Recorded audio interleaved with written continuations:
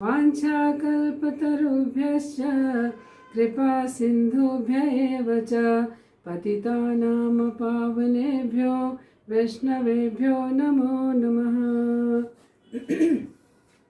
ॐ नमो भगवते वासुदेवाय। ॐ नमो भगवते वासुदेवाय। ॐ नमो भगवते वासुदेवाय। हरे कृष्णा। तो आप सभी का बहुत बहुत स्वागत है। तो हम प्रारंभ करते हैं। दूसरा अध्याय हमारा शुरू है। तो दूसरे अध्याय के पिछले बार 30 श्लोक तक हमने किए थे।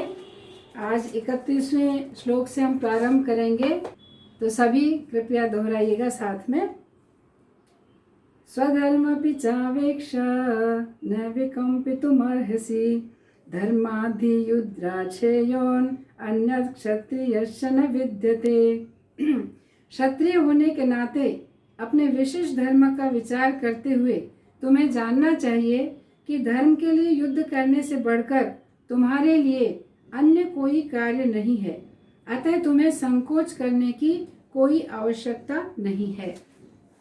तो पिछले श्लोक में जब भगवान बताते हैं कि देह में जो देही स्थित है उसका किसी भी स्थिति में वध नहीं किया जा सकता है, तो ऐसे तुम्हें किसी भी जीव के लिए शोक नहीं करना चाहिए। न तो शोचति मर्हसि, ऐसा जब भगवान कहते हैं मतलब शोक करने की आवश्यकता नहीं है। और इस श्लोक में भगवान कहते हैं न विकम्पितुम अर्हसि, अर्थात तुम्हें संकोच नहीं करना चाहिए। पहले श्लोक में भगवान ने कहा शोक नहीं करना चाहिए, इस श्लोक में भगवान कह रहे हैं संकोच नहीं करना चाहिए। तो ये समझना चाहिए कि जब भगवान ने अर्जुन से पहले कहा कि तुम शोक मत करो, अब भगवान कह रहे हैं संकोच मत करो, तो कहने का तात्पर्य है कि इस पिछले श्लोक को सुन करके अर्जुन का शोक जो है दूर हो चुका है। अब उसे शोक नहीं है, लेकिन अभी क्या है, उन्हें संकोच है। अर्जुन को संकोच है। वो कहते हैं कि निश्चित रूप से जीवात्मा अबद्ध है, उसका कोई वध नहीं कर सकता, लेकिन फिर भी धर्म के अनुसार क्या उचित है कि मैं अपने स्वजनों का या अपने संबंधियों की हत्या करूं। इस प्रकार का अर्जुन के मन में संकोच है।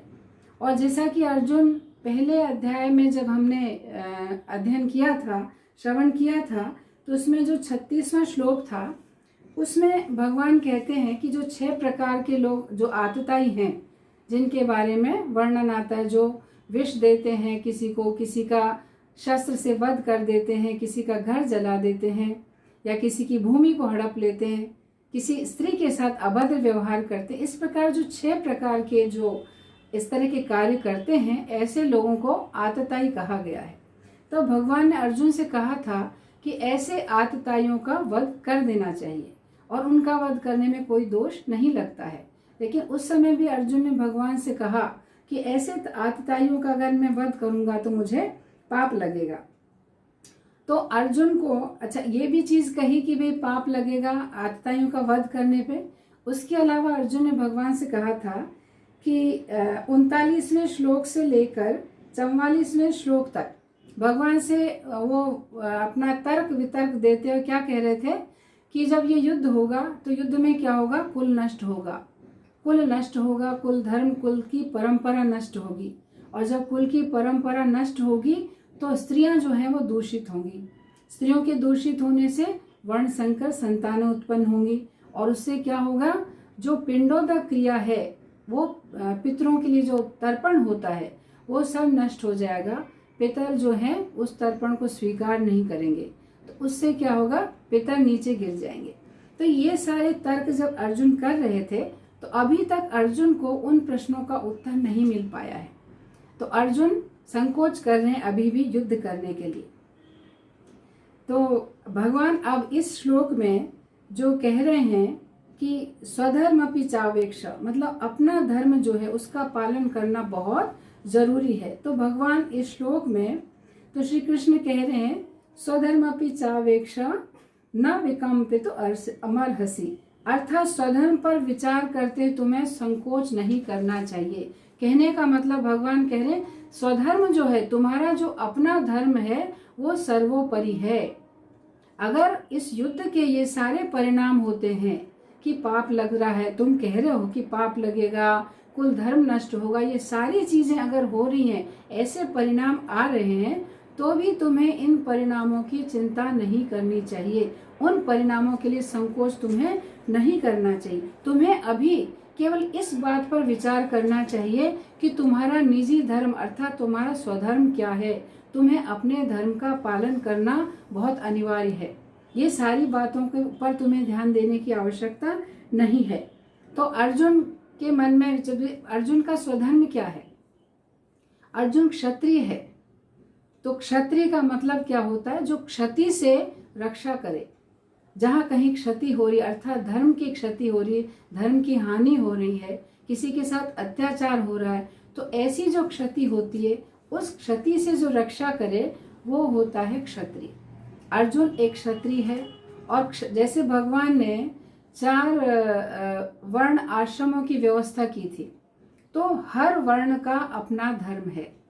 तो पहला वर्ण जो ब्राह्मण है, तो दूसरे नंबर पे क्षत्रिय धर्म आता है। तो जो क्षत्रिय है उसका कर्तव्य है कि वो ऐसे क्षति से रक्षा करे, बहुत आवश्यक है। तो अर्जुन को भगवान यहाँ ये कह रहे हैं कि तुम्हें अभी अन्य किसी बात में विचार नहीं करके केवल अपने स्वधर्म का चिंता करनी चाहिए कि तुम्हारा स्वधर्म जो है उसका तुम्हें पालन करना अनिवार्य है। तो और क्षत्रिय के लिए कैसा होता है, अगर किसी क्षत्रिय को कोई युद्ध में ललकारता है या वो युद्ध भूमि में है, तो युद्ध से वो पलायन नहीं कर सकता। उसका कर्तव्य है कि वो युद्ध करे। भगवद गीता का जो 18वां अध्याय है उसके 43वें श्लोक में भगवान जैसे उन श्लोकों में भगवान ब्राह्मण के, क्षत्रिय के, सभी के गुण धर्म बताते हैं। तो उसमें बताते हैं भगवान कि जो क्षत्रिय है उसका कर्तव्य होता है युद्ध करना, धर्म की रक्षा करने के लिए जहाँ युद्ध करना आवश्यक होता है वो करना बहुत अनिवार्य है। और उसमें वर्णन आता है युद्धे चाप्य पलायनम, युद्ध अपि पलायनम, यानी युद्ध से पलायन नहीं करना चाहिए, युद्ध से भागना नहीं चाहिए, पीठ नहीं दिखाना चाहिए। तो अर्जुन यहाँ पर युद्ध करने के लिए मना, हालांकि वो पीठ नहीं दिखा रहे हैं लेकिन युद्ध करने से मना कर रहे हैं। तो भगवान कहते हैं कि ये तुम्हें शोभा नहीं देगा। तो जो क्षत्रिय है उसका स्वाभाविक कर्तव्य है कि वो युद्ध के अवसर पर युद्ध से ना भागे, और बल्कि उसका कर्तव्य है कि पूरे उत्साह के साथ, पूरे उत्साह और धैर्य के साथ वो युद्ध में डटा रहे, युद्ध करे। ये क्षत्रिय का कर्तव्य होता है। तो अर्जुन अपने इस कर्तव्य से भागना चाह रहा है, मतलब युद्ध भूमि में तो रहेगा लेकिन वो युद्ध नहीं करना चाहता है। तो युद्ध नहीं करना चाहता, भगवान कह रहे हैं युद्ध करना तुम्हारे लिए तुम्हारा धर्म है ये, तो धर्म की उपेक्षा तुम्हें कदापि नहीं करनी चाहिए।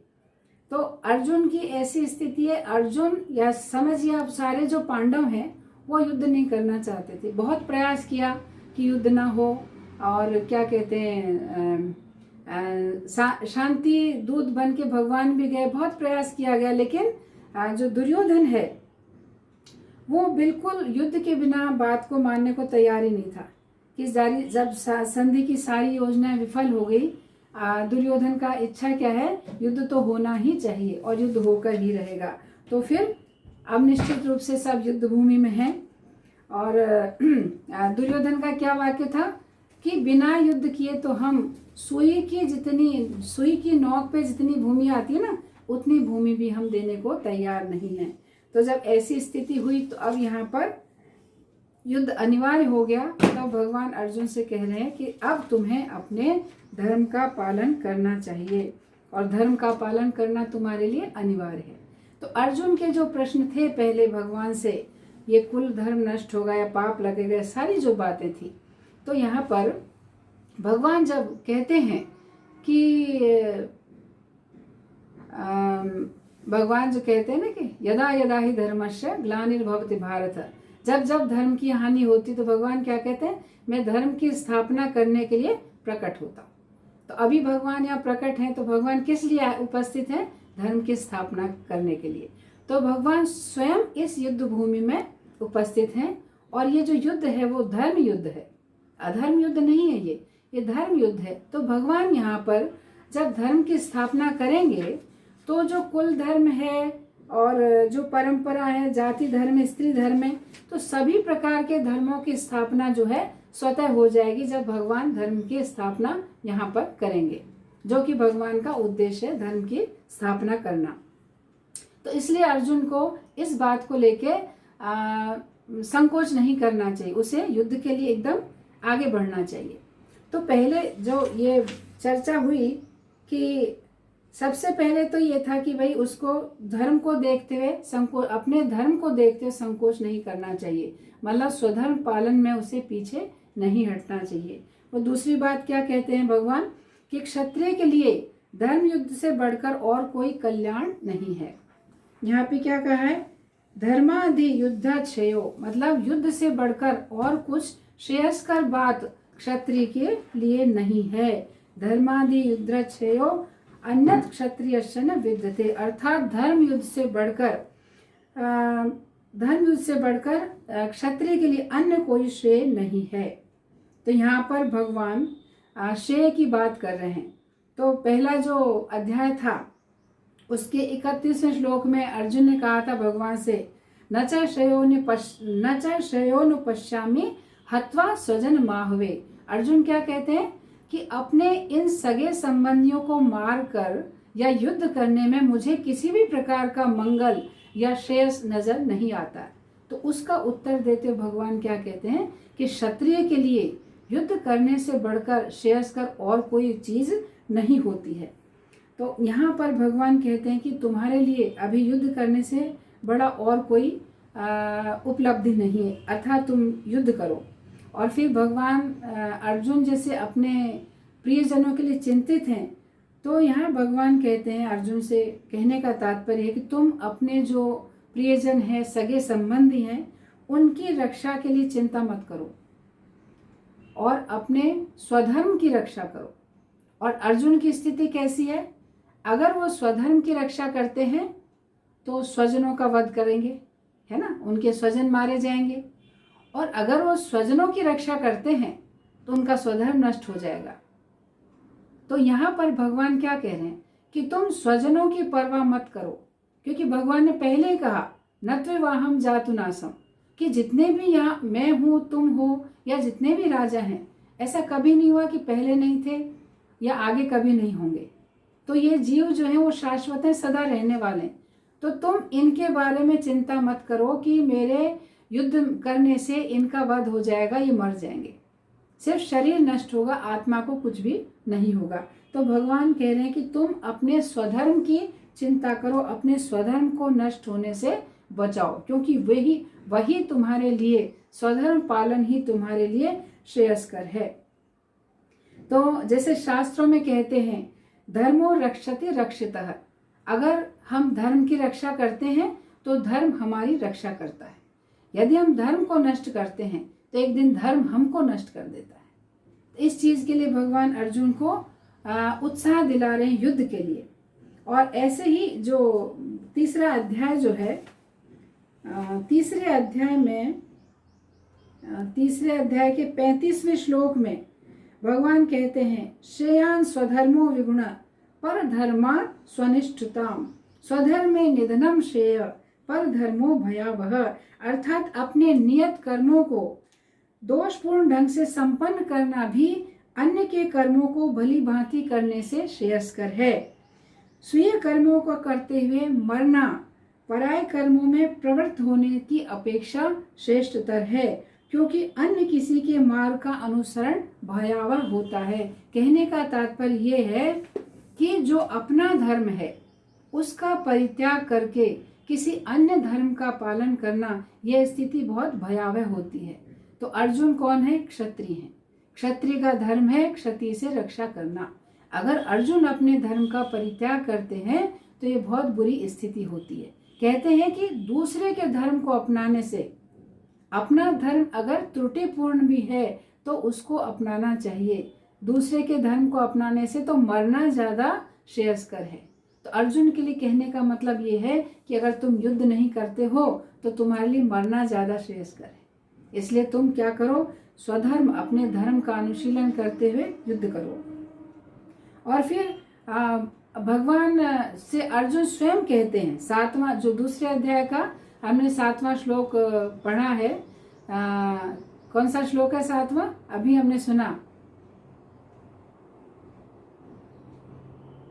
कौन सा है? कार्पण्य दोषो पहत स्वभाव पृच्छामि त्वाम धर्म सम्मूढ़ चेत यक्षे शा निश्चितम ब्रूहि तन्मे शिष्यस्ते हम शाधि माम त्वाम प्रपन्नम। भगवान से क्या कहते हैं? मैं अपनी कृपण दुर्बलता के कारण क्या कर रहा हूँ, अपने जो कर्तव्य को भूल रहा हूँ और मैं समझ नहीं पा रहा हूँ कि मेरे लिए क्या श्रेयस्कर है। तो मैं आपको गुरु के रूप में स्वीकार करता हूँ, अर्थात मैं आपका शिष्य बनता हूँ। आप कृपा करके मुझे उपदेश दीजिए जो मेरे लिए श्रेयस्कर हो। तो यहाँ भगवान अर्जुन को श्रेयस्कर बात बता रहे हैं कि ये युद्ध करना, अपने स्वधर्म का पालन करना, यही एकमात्र तुम्हारे लिए श्रेयस्कर है और स्वधर्म से बढ़कर तुम्हारे लिए और कोई अन्य उपयोगी बात है ही नहीं। तो इस तरह से भगवान अर्जुन को और ज़्यादा उत्साहवर्धन कर रहे हैं युद्ध करने के लिए। और जैसे महारानी कुंती हैं, तो कुंती महारानी ने जब भगवान शांति दूत बनकर जब हस्तिनापुर गए थे ना, दुर्योधन आदि जैसे धृतराष्ट्र वगैरह के पास अपना शांति संदेश देने गए थे कि भी किसी तरह से युद्ध नहीं हो, तब जब भगवान वहाँ प्रस्थान कर रहे थे तो कुंती महारानी कहती हैं कि मेरी ओर से आप युधिष्ठिर से कहना कि पृथ्वी का पालन करना तुम्हारा धर्म है। किससे कहना? युधिष्ठिर, जो कि कुंती महारानी के सबसे बड़े पुत्र हैं। तो उनसे कहना आप कि पृथ्वी का जो है रक्षण करना, पालन करना तुम्हारा सबसे बड़ा कर्तव्य है और उसकी हानि हो रही है। तो हे पुत्र, जो क्षत्रिय हैं उनको, क्षत्रियों की उत्पत्ति कैसे हुई थी? ब्रह्मा जी के भुजाओं से क्षत्रियों की उत्पत्ति हुई थी। तो जो क्षत्रिय हैं उन्हें वो अपनी आजीविका के लिए बाहुबल पर निर्भर रहते। वो भिक्षा नहीं मांग सकते, वो संन्यास नहीं ले सकते या कृषि नहीं कर सकते। क्षत्रियों के लिए यही एकमात्र भगवान ने धर्म बताया है, उनको प्रशासक बताया है। प्रशासन करें, वे शासन करें, जो कमजोर वर्ग है उसकी रक्षा करें, धर्म की रक्षा करें।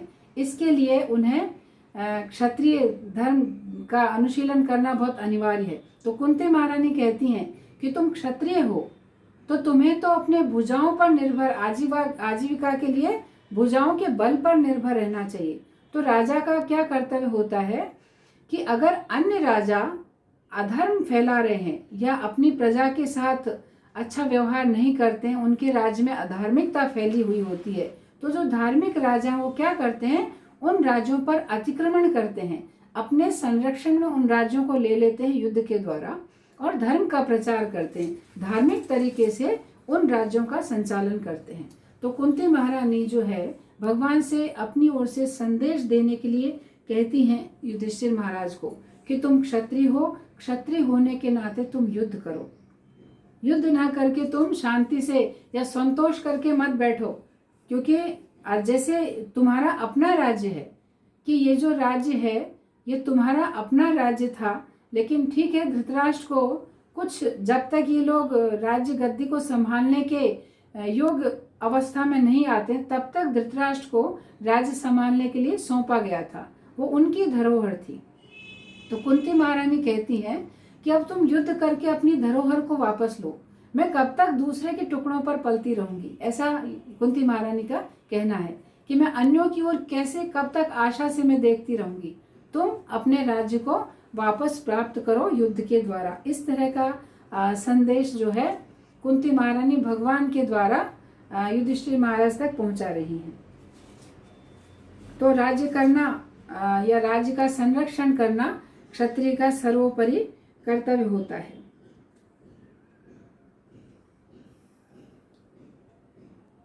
और ये जो युद्ध है इसके लिए कहा गया है कि ये धर्म युद्ध है, क्योंकि धर्म की स्थापना करने वाले भगवान स्वयं इस युद्ध में उपस्थित हैं।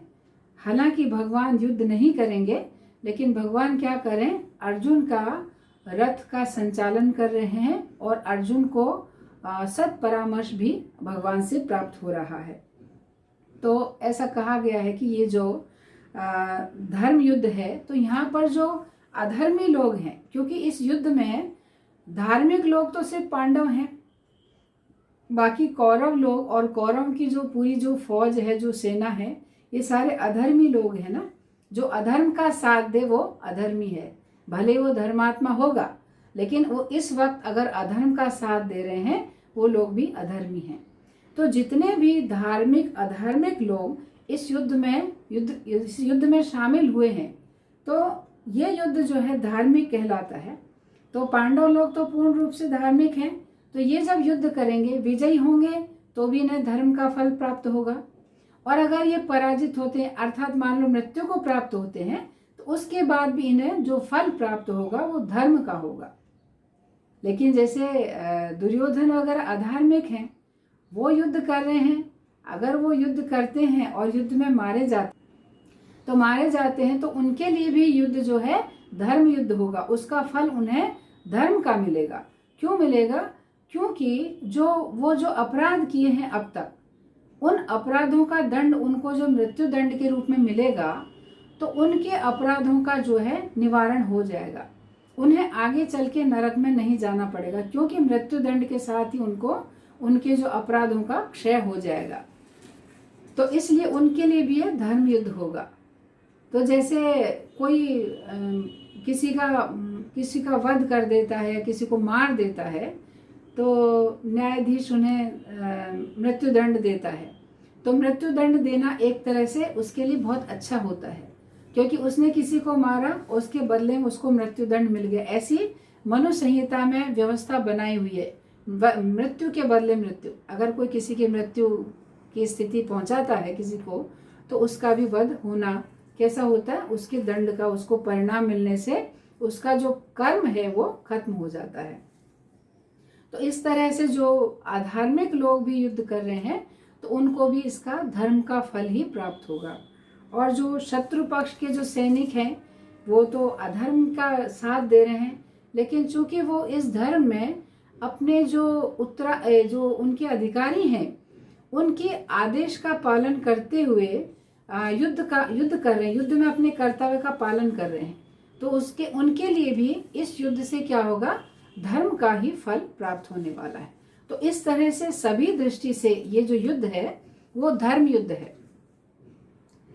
और प्रभुपाद ऐसे जैसे आजकल के जो युद्ध है, मतलब इसके लिए तो कहा है कि ये धर्म युद्ध है, लेकिन आजकल के युद्ध हैं उनके लिए प्रभुपाद कहते हैं कि अभी जो युद्ध हैं वो कैसे हैं, वो सब अधार्मिक युद्ध हैं।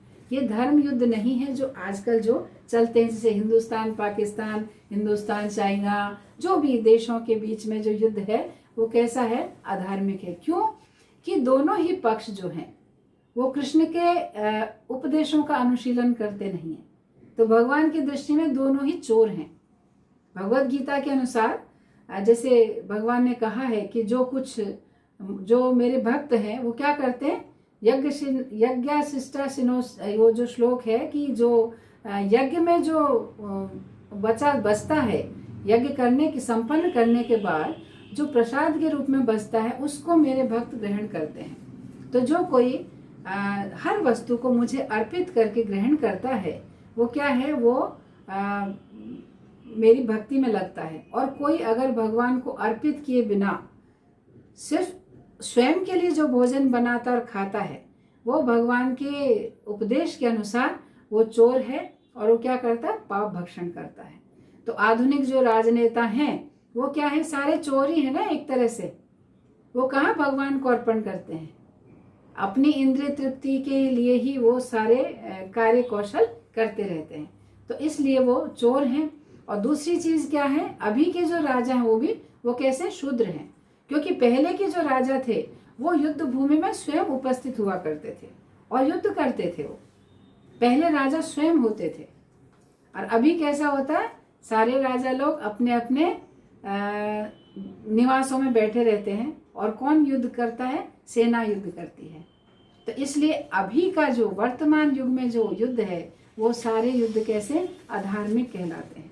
लेकिन जो महाभारत का युद्ध है वो कैसा है? धार्मिक युद्ध, धर्म युद्ध है। इसके लिए और प्रभुपाद तात्पर्य में क्या कहते हैं कि स्वधर्म जो है, स्वधर्म होता है, एक तो स्वधर्म के लिए अर्जुन को क्या कहा कि तुम अपने धर्म का पालन करने के लिए तुम युद्ध करो। फिर इसी श्लोक में जो प्रभुपाद तात्पर्य में लिखते हैं कि स्वधर्म भी जैसे 2 प्रकार के होते हैं। तो जब तक मनुष्य मुक्त नहीं होता है तब तक क्या है, वो जिस भी वर्ण आश्रम में है तो उसको उसके अनुसार शरीर विशेष के लिए कर्तव्य करने होते हैं। लेकिन जब वह मुक्त हो जाता है, देहात्म बुद्धि से जब परे हो जाता है, तो उसका फिर एक विशेष कर्तव्य होता है। वो कर्तव्य उसका जो स्वधर्म है वो क्या है? आध्यात्मिक होता है। फिर उसे अपने आप को आध्यात्मिक कार्य के अनुशीलन में लगाना चाहिए। तो अगर हम यहाँ विचार करें तो अर्जुन कैसा है? अर्जुन तो मुक्त पुरुष है ना, वो भगवान का भक्त है और भगवान का मित्र है। तो अर्जुन मुक्त पुरुष है। तो अर्जुन के लिए तो स्वधर्म जो है एकमात्र यही है कि वो श्री कृष्ण के उपदेश का या आदेश का पालन करें। तो भगवान क्या आदेश दे रहे हैं? युद्ध करो।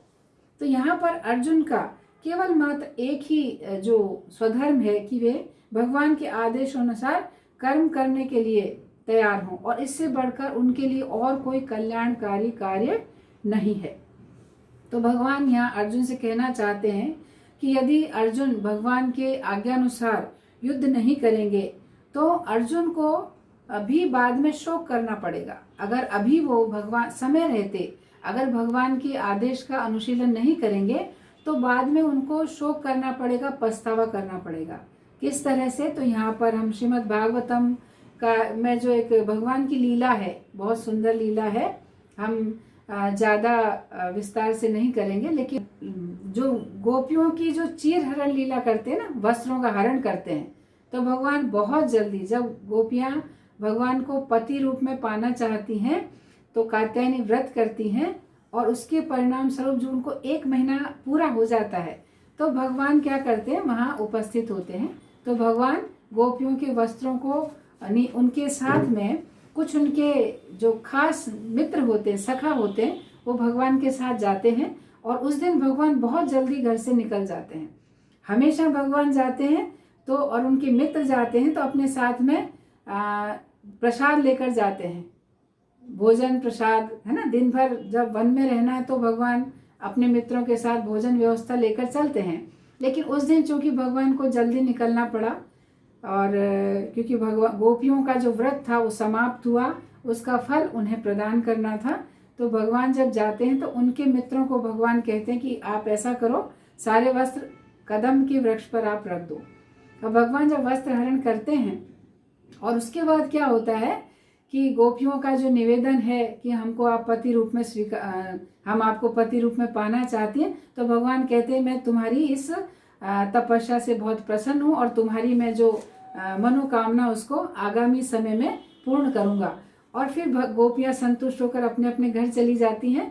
और भगवान जब वन में जाते हैं तो भगवान को और भगवान के जो ग्वाल बाल हैं उन्हें बड़ी भूख लगती, तो भगवान से सारे कहते हैं कि कृष्णा बहुत भूख लगी है, कुछ खाने के लिए चाहिए। तो भगवान कहते हैं कि पास में ही एक भातरौंड करके जगह है, जब ब्रजमंडल परिक्रमा करते हैं वहाँ पर स्थान आता है भातरौंड करके। तो वहाँ पर भगवान कहते हैं कि वहाँ ब्राह्मण लोग यज्ञ कर रहे हैं, तो आप ऐसा करो वहाँ यज्ञशाला में जाओ और ब्राह्मणों से कहो कि कृष्ण बलराम आए हैं तो उन्हें बहुत भूख लगी है, तो कुछ भोजन सामग्री आप हमें दे दो। तो जो ग्वाल बाल पहुँचते हैं वहाँ तो ब्राह्मणों से कहते हैं, तो ब्राह्मण सब स्वाहा स्वाहा करने में लगे होते हैं, उन बालकों की बात पे ध्यान ही नहीं देते और भगवान के लिए किसी भी प्रकार की भोजन सामग्री नहीं देते हैं। लेकिन जब ग्वाल बाल आकर कहते हैं तो भगवान कहते हैं ऐसा करो, तुम उनकी पत्नियों के पास जाओ, जो यज्ञ पत्नी उनके पास जाओ, उनसे कहो।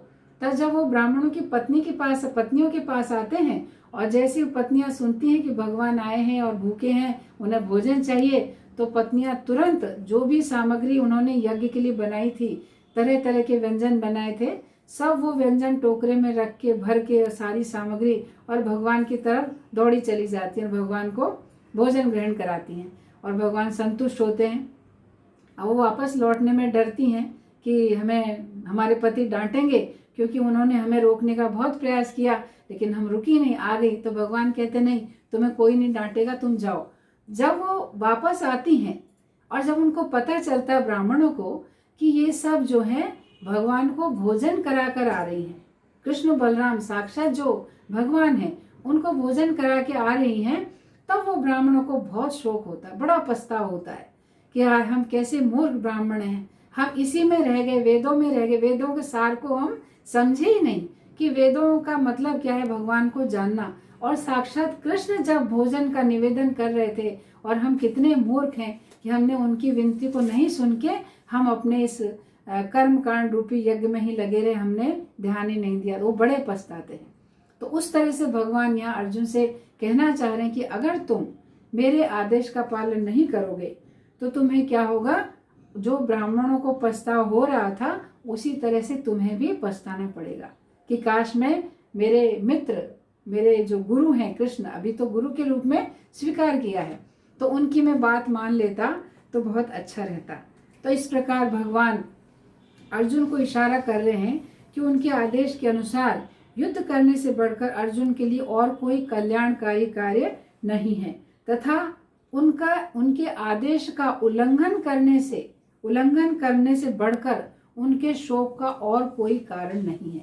अगर वे आदेश मानते हैं उनका कल्याण है, अगर वो आदेश नहीं मानते हैं तो अर्जुन को इससे बढ़कर और कोई शोक संतप्त करने वाली बात नहीं है। तो ये श्लोक हम यहाँ पर पूर्ण करते हैं।